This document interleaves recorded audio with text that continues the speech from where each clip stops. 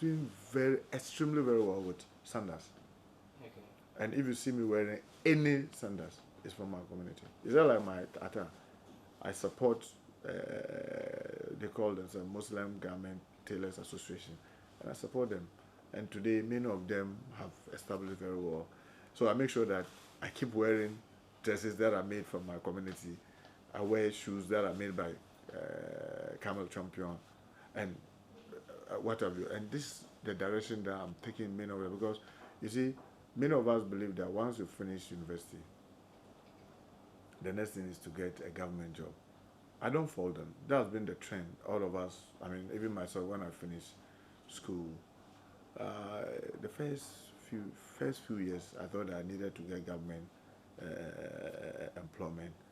But fortunately for me, I did my attachment at Ministry of Agric. Okay. Oh, and I saw the culture and said, no, this is not the place to belong to.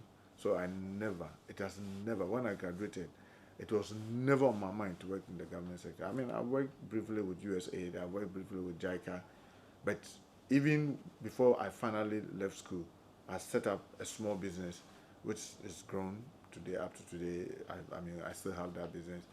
And when I finished school, I just went and concentrated on my own business.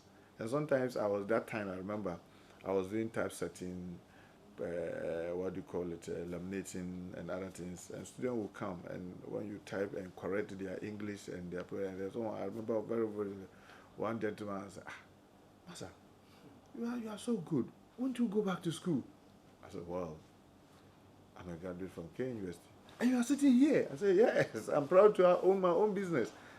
That time, I was paying 6 other people. Yes, and we're doing the work. And then later, it became into internet. And I used to have one of the biggest internet cafes in Kumasi, and I had 3 sites, and on and on. And today, my wife and I, my first wife and I, have been keeping the family business. And we have no regret, because with the greatest of respect, all my peers, forget about being a member of parliament. Even before I became a member of parliament, very few of my peers were ahead of me. I mean, in terms of anything that we'll say after school you want to have, very few of my peers were ahead of me. So now my refocus is, how do I get this well-educated child from my constituency to redirect their attention, so that those who can get government job, yes, they should can go ahead, So but those who can do something on their own, what can I do to support entrepreneurship in my constituency? That's the next thing that now I'm trying to get many of them to.